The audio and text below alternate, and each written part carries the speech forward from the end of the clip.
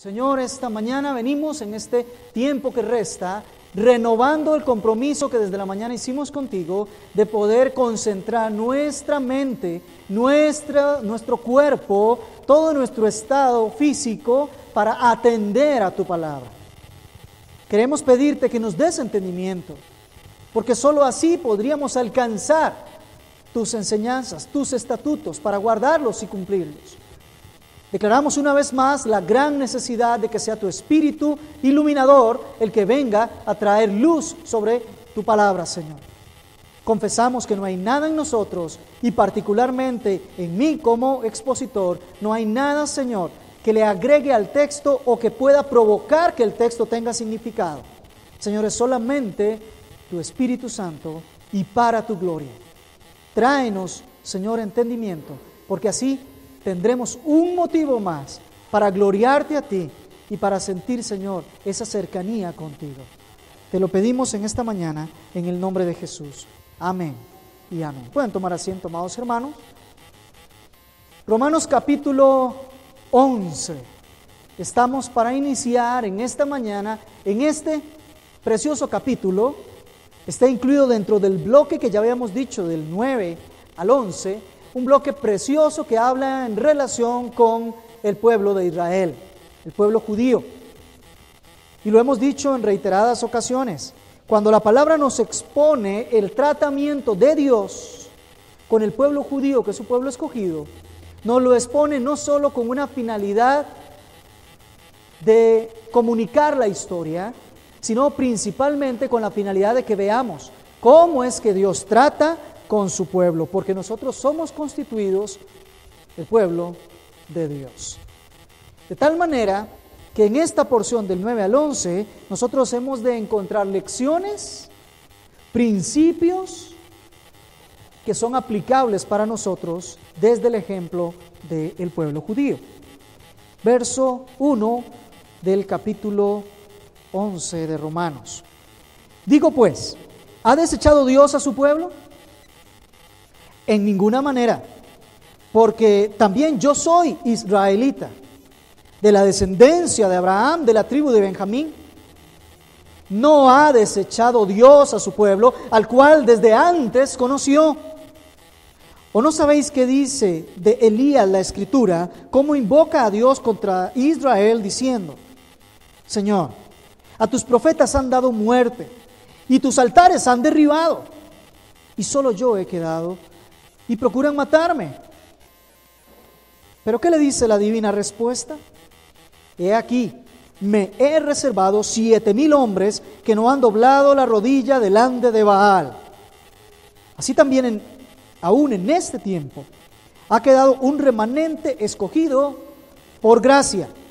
Y si por gracia, ya no es por obras. De otra manera, la gracia ya no es gracia. Y si por obras ya no es gracia, de otra manera la obra ya no es obra. ¿Qué pues? Lo que buscaba Israel no lo ha alcanzado, pero los escogidos sí lo han alcanzado, y los demás fueron endurecidos. Como está escrito, Dios les dio espíritu de estupor, ojos con que no vean y oídos con que no oigan hasta el día de hoy. Y David dice: se ha vuelto su convite en trampa y en red, en tropezadero y en retribución. Se han oscurecido sus ojos para que no vean, y agóbiales la espalda para siempre.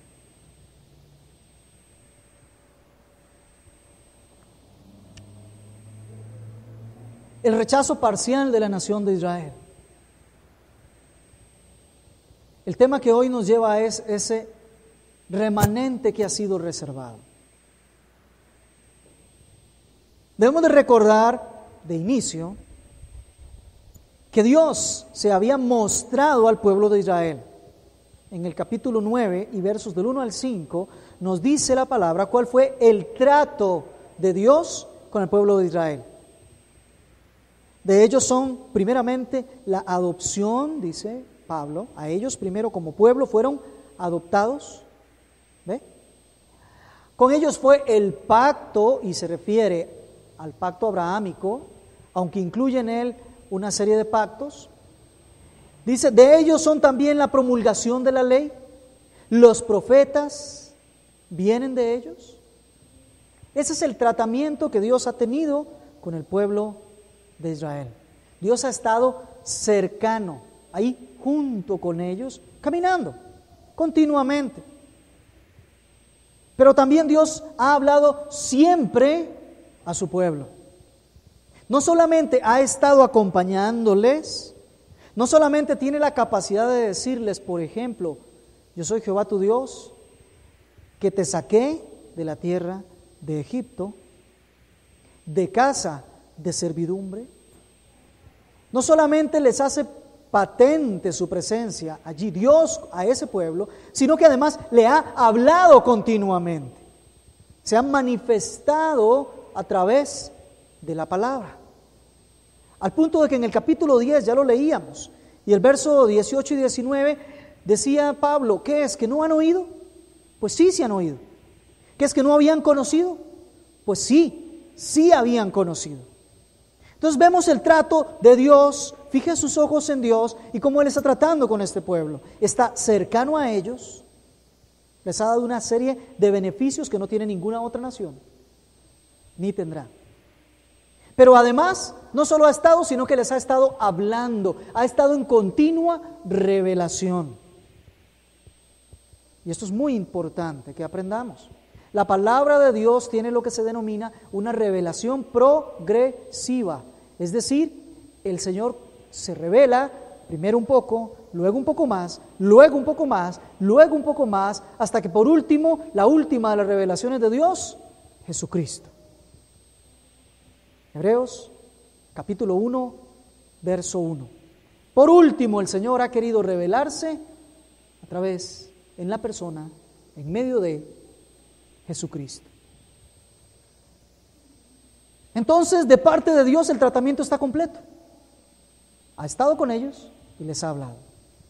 ¿Y cómo ha respondido Israel? Veamos el verso 21 del capítulo 10, es decir, el verso anterior a este capítulo. Pero acerca de Israel dice, todo el día extendí mis manos.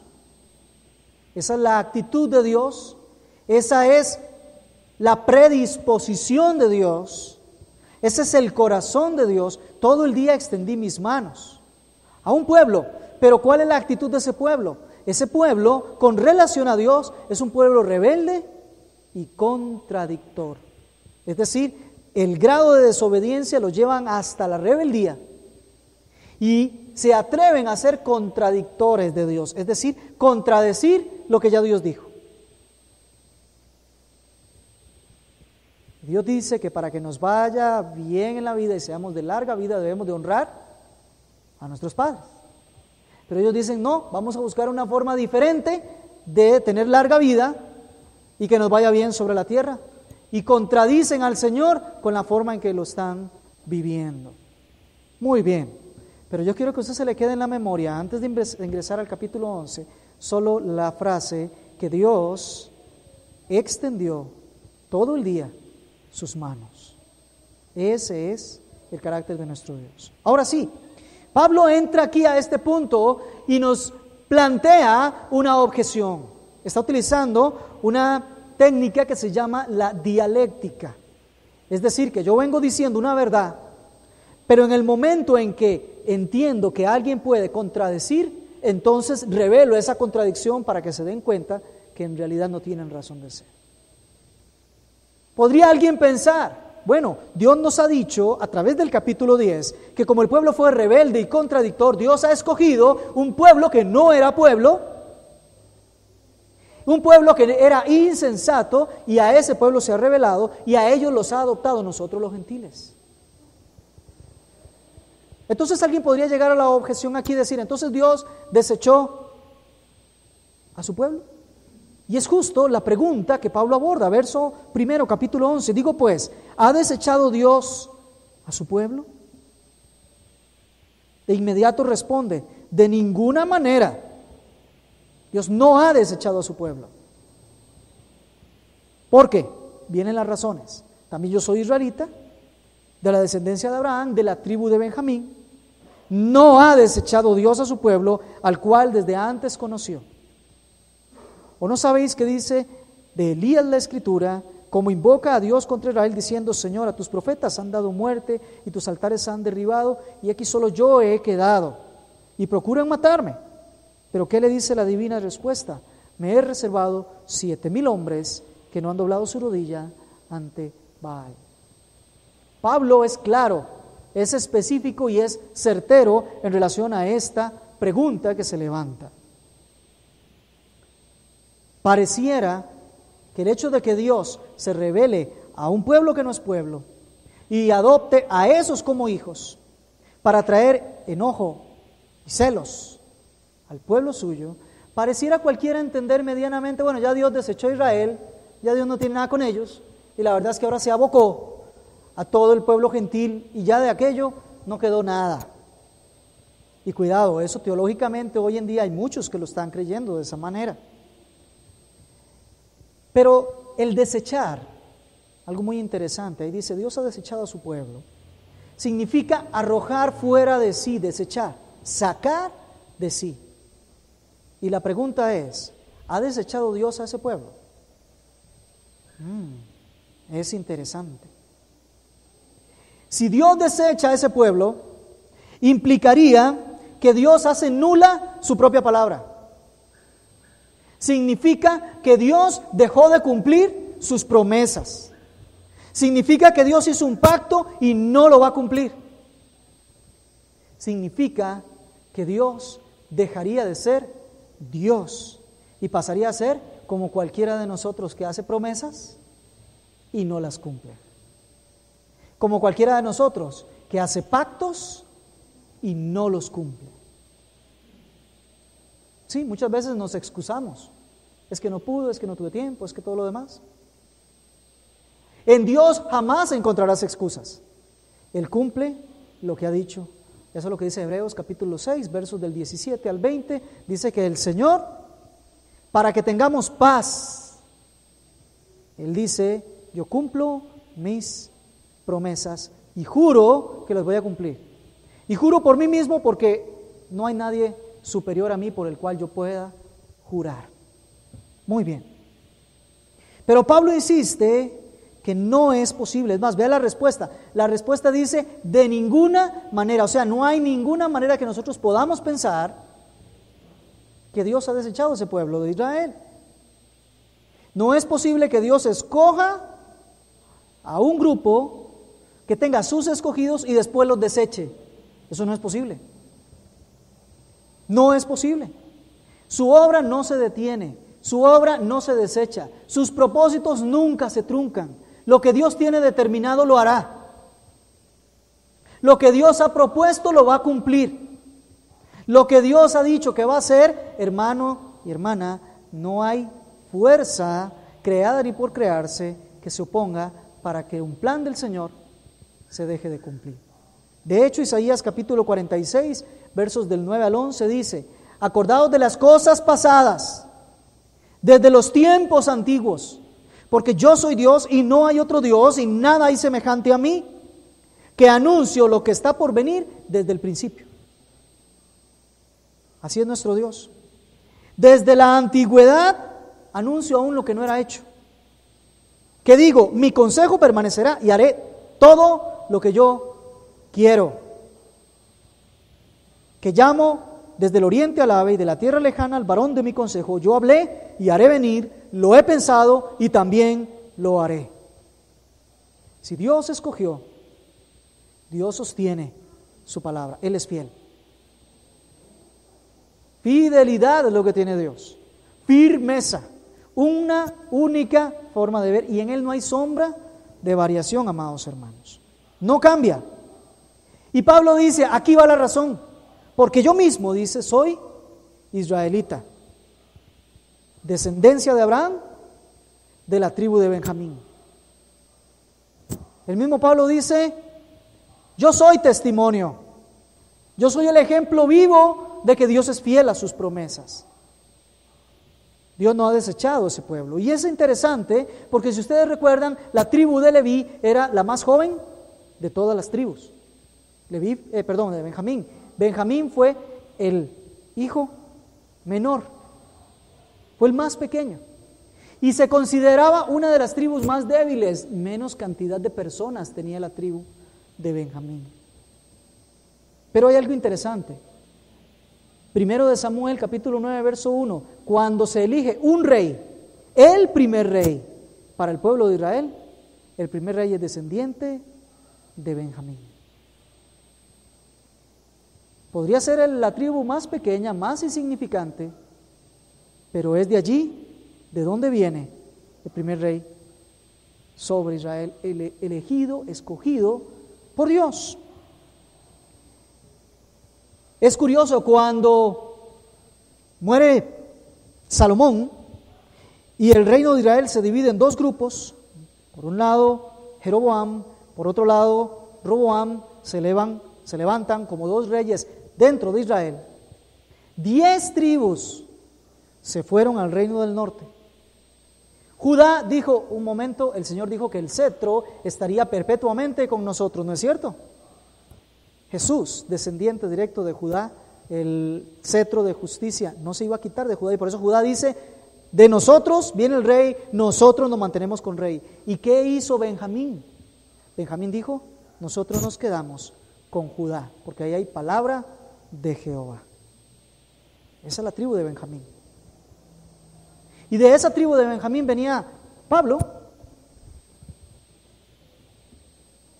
¿Y qué tiene que ver Pablo en todo esto, de que él es de la tribu de Benjamín? Precisamente, Pablo está poniéndose como ejemplo de que cuando Dios eligió a alguien, no lo desecha. No lo desecha. Tiene la capacidad Pablo de decir que desde el vientre de su madre, Dios lo llamó por su gracia, Gálatas 1:15.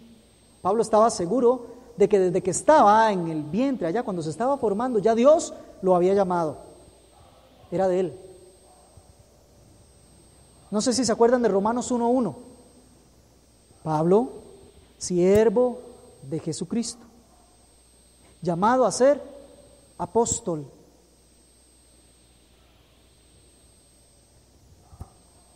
Pablo tenía clarísimo que él, no solo desde el vientre, sino cuando tuvo razón, se dio cuenta que él tenía el llamado de Dios.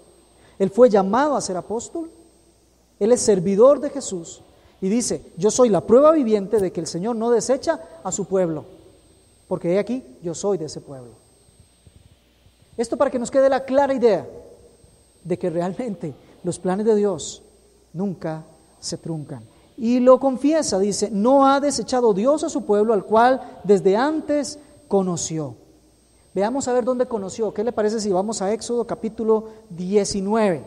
Vámonos a Éxodo capítulo 19. Vamos a leer el texto que se encuentra en los versos 5 y 6. Éxodo 19, 5 y 6, el Señor dice de esta manera: ahora pues, si dieres oído a mi voz y guardares mi pacto, vosotros seréis mi especial tesoro sobre todos los pueblos, porque mía es toda la tierra. Y vosotros me seréis un reino de sacerdotes y gente santa. Estas son las palabras que les dirás a los hijos de Israel. ¿Qué les parece? Unas páginas más, Deuteronomio. Terminemos de cerrar la voz de Jehová, de ampliar la voz de Jehová, capítulo 14, Deuteronomio, verso 2 dice: porque eres pueblo santo a Jehová tu Dios, y Jehová te ha escogido para que le seas pueblo único de entre todos los pueblos sobre la tierra. Jehová conoció, Jehová llamó, Jehová escogió, y Jehová dijo: mi pacto está con ustedes. Así es Dios. ¿No le parece precioso? ¿No le da gloria a Dios? De entre todos los pueblos, Él escogió a su pueblo. Pero luego ingresa Pablo, para terminar de fundamentar, ingresa con el ejemplo de Elías. Y vamos a ir a la perspectiva de cómo estaba la situación con relación a Elías. Elías le toca vivir una experiencia durante el reinado de Acab. Y Acab tiene por esposa a Jezabel. Y cuando Jezabel se hace esposa, no lo dice el texto, pero se entiende por el efecto, tiene tal incidencia en la vida de Acab que le promueve a Acab el matar a todos los profetas de Dios, todos, dentro del pueblo del Señor. Estamos hablando del reino del norte. Y resulta que en efecto Jezabel empieza a ordenar y empiezan a matar a los profetas de Jehová. De tal manera que llega un momento dado en donde se da la confrontación porque llega Elías, ¿ve? El profeta de Dios. Y el profeta de Dios se queda viendo que en Israel todos los profetas están siendo asesinados y el altar a Jehová está destruido y que ahora están levantando altares a Baales y a otros dioses, y ahora hay otro montón de profetas que no son profetas de Jehová, sino son profetas de dioses paganos. Entonces, ¿saben qué hace Elías? Obviamente guiado por el Señor, eso lo certifica Elías después. Les dice: constrúyanse 2 altares para el sacrificio. Escojamos 2 bueyes y vamos a hacer lo siguiente. Los profetas de Baal, que en ese momento se contabilizaban 450. Los profetas de Baal van a matar un cordero, van a matar el buey, lo van a poner sobre el altar y van a clamar a su Dios para que su Dios haga descender fuego sobre ese altar. Y después yo voy a hacer lo mismo. Y ustedes, pueblo de Israel, juzguen quién es Dios, quién es Jehová. ¿Cuál es el Dios de ustedes? Pasan lo que todos sabemos. Aquellos profetas hasta se rompían la piel clamando a gran voz desde la mañana y hasta las 3 de la tarde aproximadamente, todo el día, gritando los 400 profetas para que Baal hiciera descender fuego y mostrase que él era un Dios. Y Elías se gozaba, se reía de ellos, porque Elías estaba claro, él sabía quién era Dios. En un momento dado le dice: bueno, ya ustedes ya se cansaron, ahora me toca a mí. También degolló el buey, lo puso sobre el altar, echó agua 3 veces, dijo: hagan una zanja alrededor. Hicieron una zanja, entonces echaron agua y la zanja se llenó de agua y todo estaba húmedo. Y entonces Elías hizo una oración y le dijo: Señor, para que sea notorio a todo Israel que yo estoy haciendo esto por orden tuya. ¿Ve? Se da cuenta que no se lo imaginó él. Que estoy haciendo esto por orden tuya y que todos conozcan que tú eres Jehová, el Dios de Israel. Haz descender fuego. Y terminando sus palabras, el fuego descendió, consumió no solo el animal, sino las piedras y el agua hasta donde había regado. Dice, el agua reflejó cómo había quedado quemado por el fuego cuando descendió del cielo.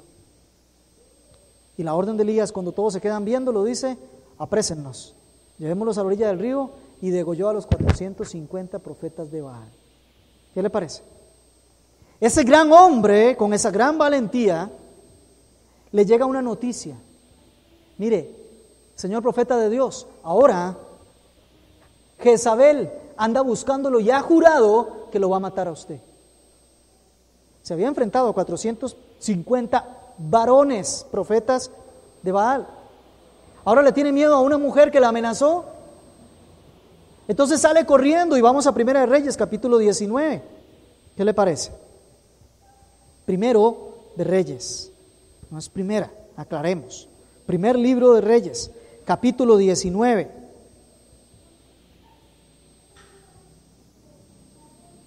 Vamos a leer a partir del verso 10. Desde el 9. Salió corriendo el profeta Elías, se metió en una cueva, y entonces dice: y se metió en una cueva donde pasó la noche, y vino a él palabra de Jehová, el cual le dijo: ¿qué haces aquí, Elías? Él le respondió: he sentido un vivo celo por Jehová, Dios de los ejércitos. Oiga cómo va el profeta de Dios delante de Dios. ¿Notan la arrogancia? He sentido un vivo celo por Jehová, Dios de los ejércitos, porque los hijos de Israel han dejado tu pacto y han derribado los altares y han matado a espada a los profetas y solo yo he quedado, y me buscan para quitarme la vida. ¿Se da cuenta la arrogancia del profeta? Yo he quedado, yo me he protegido, me he cuidado y yo estoy aquí. Casi que me debes un favor, ¿verdad? Porque soy el único profeta que hay. El Señor le dijo, un momento, salga afuera y ponte en el monte delante de Jehová. Y he aquí que pasaba, y un gran y poderoso viento que rompía los montes y quebraba las peñas delante de Jehová, pero Jehová no estaba en el viento. Vea la demostración de poder de Jehová. Dice, y tras el viento un terremoto, pero Jehová no estaba en el terremoto. Y tras el terremoto un fuego, pero Jehová no estaba en el fuego. Hasta este punto tenemos 3 demostraciones de las más grandes y destructivas que pueden existir para enseñarle a Elías quién era Jehová. Y tras el fuego un silbo apacible y delicado. Y cuando lo oyó Elías, cubrió su rostro con su manto y salió y se puso a la puerta de la cueva. Y aquí vino una voz a él diciendo, ahora sí, Elías, ¿qué haces aquí? Y él le respondió, he sentido un vivo celo de Jehová de los ejércitos, porque los hijos de Israel han dejado tu pacto, y han derribado tus altares, y han matado a espada a tus profetas, y aquí solo yo he quedado, y me buscan para quitarme la vida. Vuelve, no ha entendido, ¿verdad? Y le dijo Jehová, ve, vuélvete por el camino del desierto a Damasco, y llegarás y ungirás a Hazael por rey de Siria. Lo está mandando a que se enfrente al rey, nombrando otro rey en su lugar. A Jehú, hijo de Nisi, ungirás por rey sobre Israel. Y a Eliseo, hijo de Safat, de Abel Meola, ungirás para que sea profeta en tu lugar. Ya lo destituí. Y el que escapare de la espada de Hazael, Jehú lo matará. Y el que escapare a la espada de Jehú, Eliseo lo matará. Y yo haré que queden en Israel 7,000 cuyas rodillas no se doblaron ante Baal y cuyas bocas no lo besaron. Aquí quedan varias palabras que son interesantes, porque esto es lo que recoge Pablo cuando habla acerca de Israel. Elías dice, he aquí solo yo he quedado como profeta. ¿Ya todos los demás profetas ya los mataron? Y no hay altares aquí. Jehová, solo yo he quedado. Eso está presente en voz media, lo que implica que Eliseo creía que por su propia iniciativa él había quedado ahí, que por su propia capacidad, por su propia inteligencia, por su propio gusto, por su propia fidelidad a Dios, él había quedado ahí firme. Elías había quedado ahí firme. Solo yo he quedado. Es interesante. Pero el Señor le dice un momento, y vea cómo lo resume aquí Pablo. Regresemos a Romanos 11. Dice, ¿pero qué le dice la divina respuesta? Verso 4. Me he reservado 7,000 hombres que no han doblado la rodilla ante Baal. Eso le dice Dios. ¿Sabe qué le dice Dios? Le dice Dios, no, Elías, no. Soy yo el que me reservo gente para mí. No está en usted. No es porque usted es muy capaz. No es que usted ha quedado solo. No. Es que yo, Jehová, reservé un grupo para mí. Un grupo que tiene la capacidad de no haberse arrodillado delante de Baal, de no haber besado ninguno de esos dioses. Un grupo que es tan firme, quizás más que usted, Elías. Ellos han sido firmes, fuertes, se han sostenido, son un remanente que yo he escogido. Yo soy el que los mantengo. No es que ellos solo se han mantenido. Esa es la respuesta. Ese remanente no ha doblado sus rodillas. ¿Qué implica doblar rodillas? Doblar rodillas implica entregarse, rendir honor y pleitesía y sujetarse a ese a quien doblo rodillas. ¿Sabe? Es muy interesante porque Dios dice que ninguno de ellos ha doblado su rodilla ante Baal. Baal, un dios acadio, que significa después, en términos generales, significa señor o divinidad cualquiera, pagana, a cualquier divinidad pagana, Usted le puede nombrar Baal, por eso Dios dice, yo no tengo comunión con ningún Baal, con ningún Dios. Pero lo interesante de esto es que este grupo de 7,000 hombres no lo había visto Elías.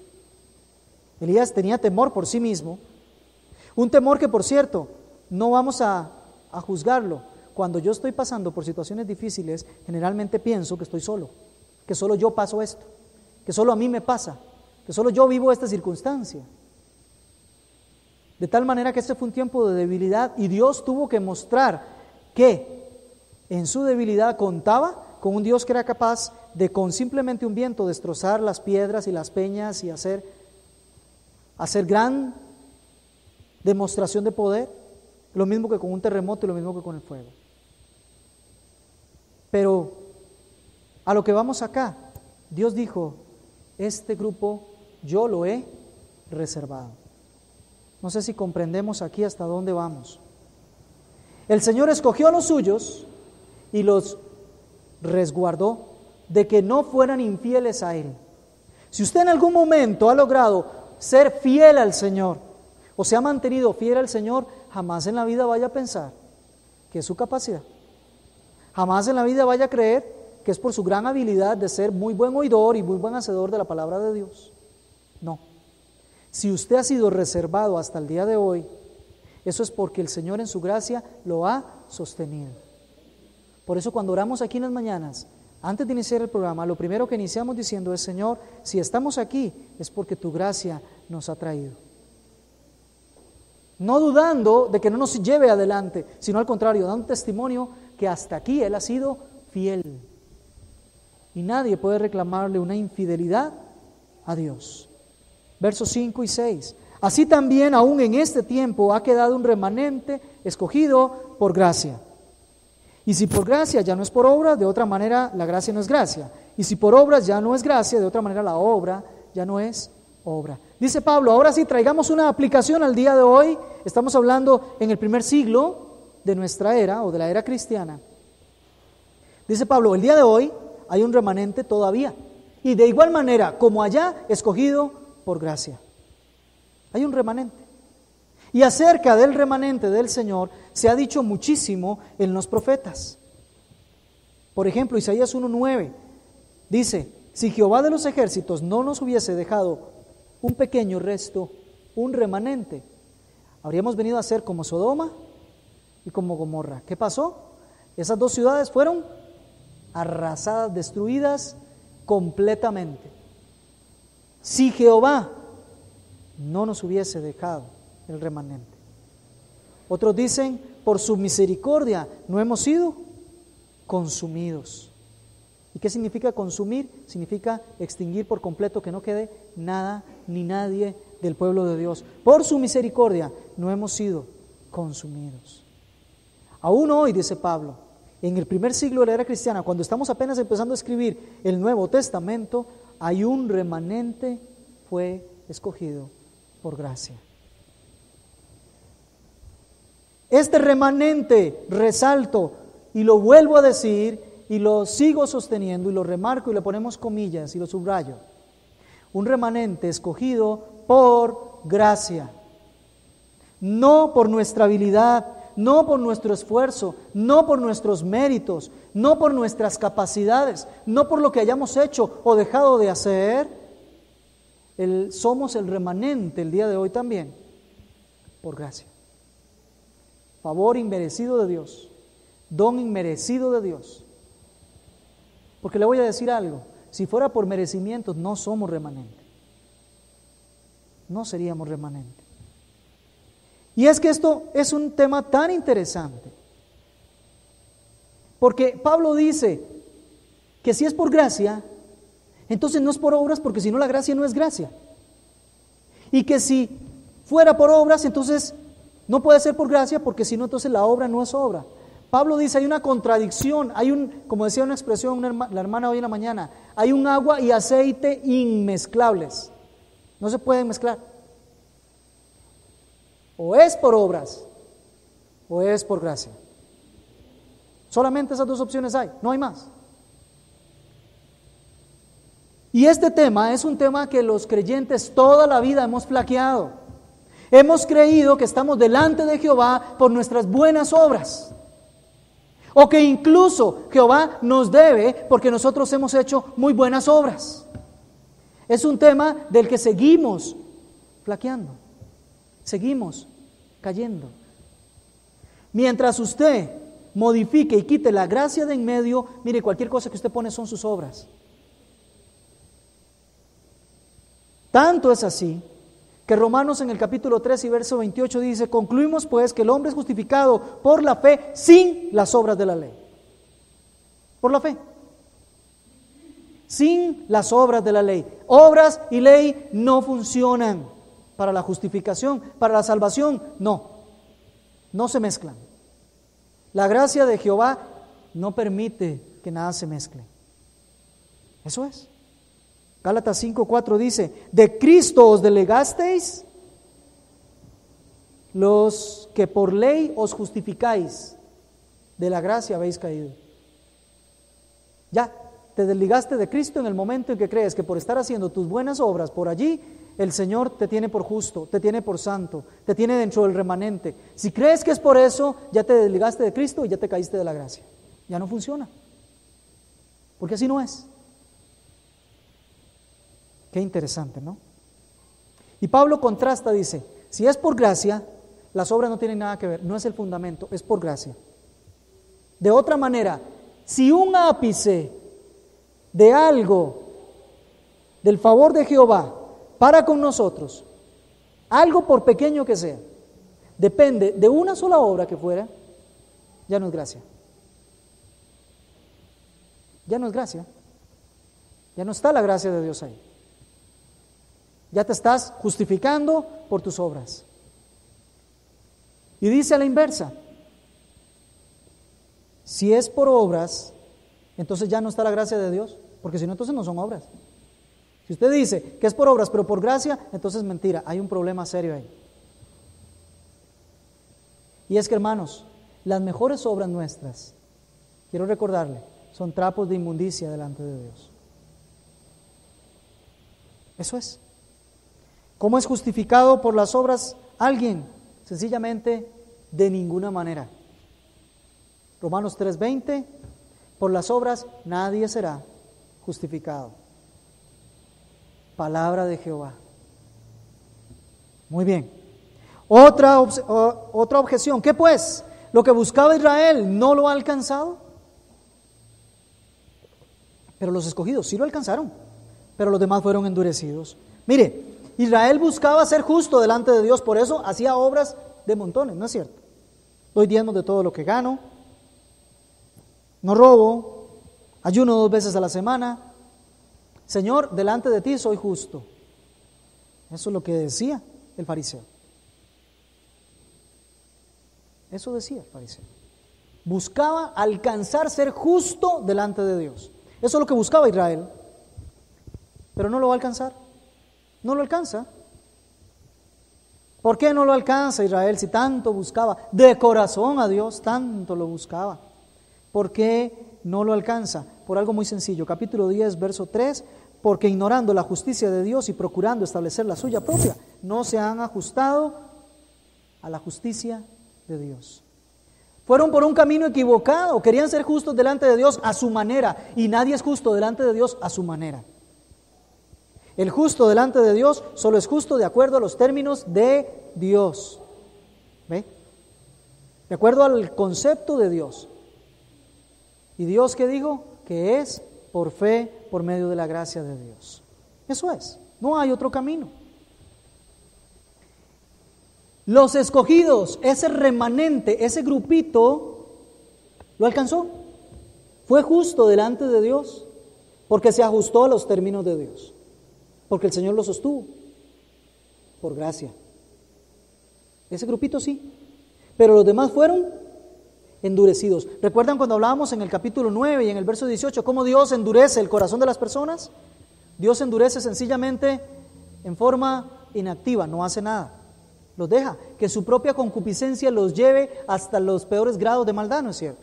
El Señor los entregó a una mente reprobada para que cometan con avidez toda clase de inmundicia y ellos cada día vayan ofendiéndose más y más y más y cada día vayan, Él no interviene, los deja. Así se endurece. Mire, el corazón del ser humano, para que se endurezca, lo único que hay que hacer es no intervenir. Eso es todo. Solito se endurece. Solito a sí mismo es incrédulo. Solito a sí mismo piensa las maldades y las lleva a cabo, y cuando llegó ahí no se sació, vamos por una maldad peor. No hay que hacer absolutamente nada para que el corazón del ser humano se endurezca. Solito, nada más déjelo usted para que vea. Pruébelo con un hijo suyo para que se dé cuenta. No lo corrija, no le diga nada, no le enseñe el buen camino, solito se endurece. ¿Ve? Eso es. El remanente fue salvo. La gran masa, el gran grupo fue endurecido de parte de Dios. Él lo permitió. Los demás fueron endurecidos. Verso 8. Como está escrito, Dios les dio espíritu de estupor. ¿Ve? Ojos con que no vean y oídos con que no oigan hasta el día de hoy. ¿Qué está diciendo? De esa manera, Dios les da un espíritu de estupor. ¿Sabe qué es estupor? Estupor significa punzante, el verbo estupor es igual al verbo punzar, ¿verdad? Al verbo aguijonear. Ese es el tema, ¿verdad? Dios les dio un espíritu que les aguijonee continuamente. Y la idea que se esconde acá, en el texto, es como cuando usted le punza de pronto ¿qué puede ser? Una abeja o un animalito, y al punzarlo le deja ahí impregnado algún tipo de sustancia que le duerme esa porción, ¿no es cierto? A usted se le duerme, es un adormecimiento en esa parte de la piel, de tal manera que si usted rasca, no siente, de tal manera que si usted golpea, no siente porque está dormido. ¿Se da cuenta del espíritu que Dios les dio? Un espíritu donde van a tener oídos, pero no van a oír, están adormecidos. Van a tener ojos, pero no van a ver, porque ese corazón está adormecido, está aturdido. Esa porción de sensibilidad no está. ¿No es cierto que el Señor dijo que lo que tenemos es un corazón de piedra, endurecido? Dios les dio ese espíritu. Y es interesante que hable de los ojos y de los oídos, porque son los dos órganos con que nosotros atendemos a Dios. Viendo sus obras, viendo lo que Él hace y escuchando lo que Él dice. Así nosotros atendemos al Señor. Pero si usted no ve a Dios a su alrededor, ni lo escucha, jamás lo va a atender. ¿Cómo? ¿Se da cuenta? Dios adormece aquella porción del ser humano que es la única que tiene capacidad de ser sensible a Él.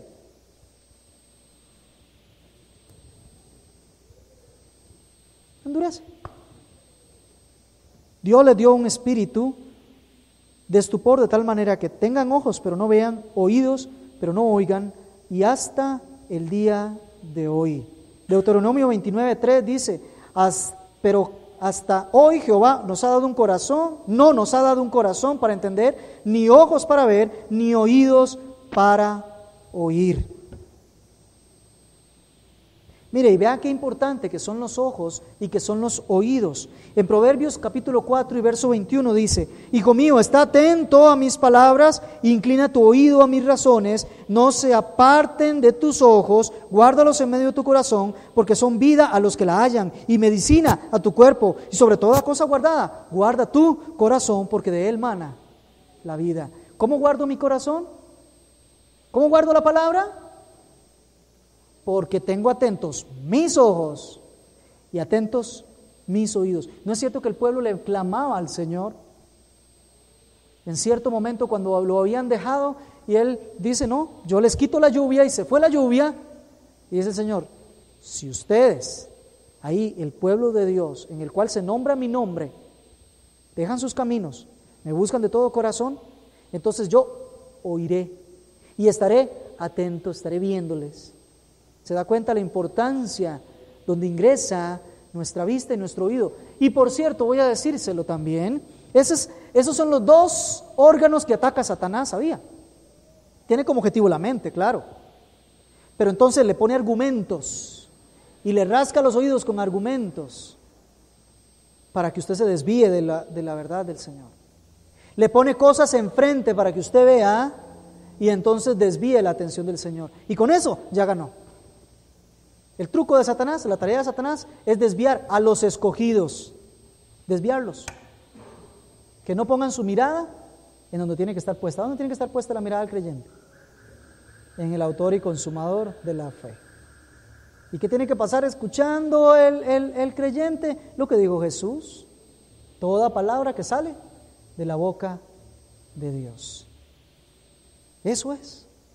No desconocemos las tácticas del enemigo, ¿verdad que no? Para nada.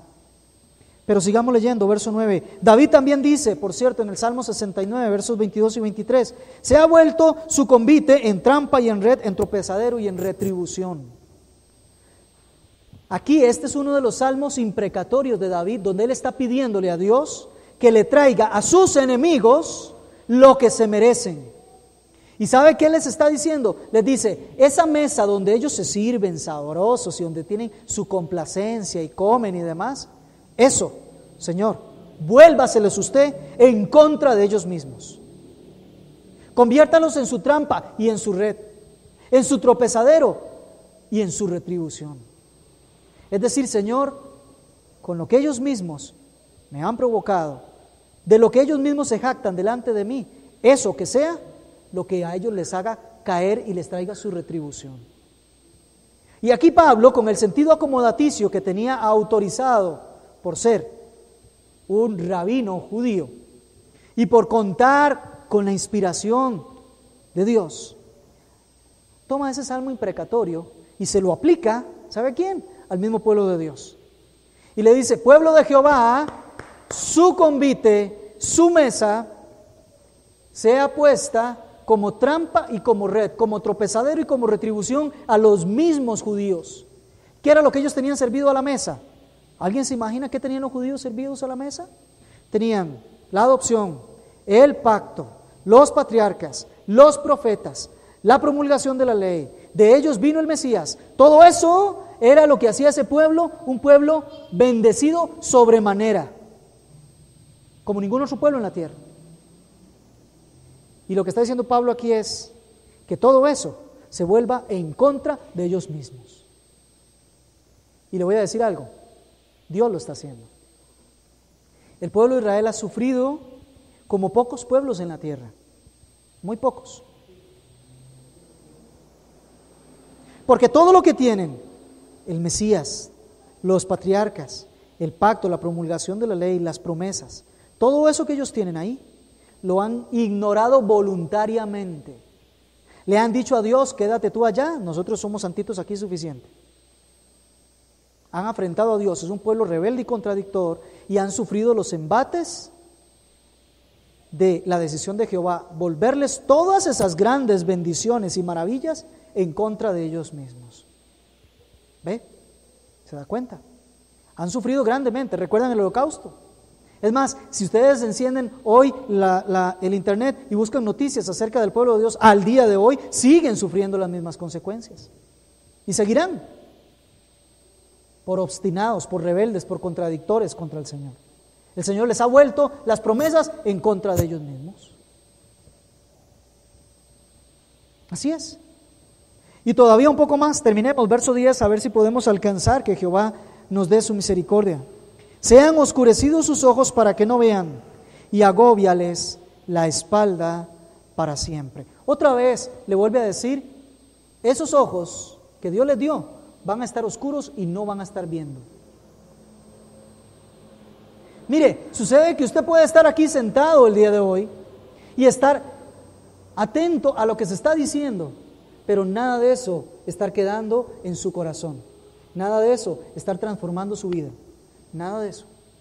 Y es el espíritu de estupor que el Señor ha enviado a los que no son su remanente. No lo dice Jaime Rivera, lo dice la palabra de Dios. Dura, pero de doble filo. Quiera el Señor que seamos parte del remanente y que usted esté oyendo hoy y quedándole en su corazón y atendiendo lo que el Señor les está dando. Pero dice aquí, sean oscurecidos sus ojos, pero lo que me preocupa es lo que viene. Y agóbiales la espalda para siempre. Eso no es otra cosa que deja, Señor, que los pecados de este montón de rebeldes caigan sobre ellos mismos, sobre su propia espalda, y les agobie, ¿sabe cuándo? Siempre. Mire, no en esta vida solamente, sino que les siga pesando todos sus pecados por una eternidad. Eso es. ¿Sabe qué dijeron en Mateo 27 y verso 25? Los que estaban allí cuando Pilato dijo, ¿les doy a Jesús o les doy a Barrabás? ¿Cuál prefieren?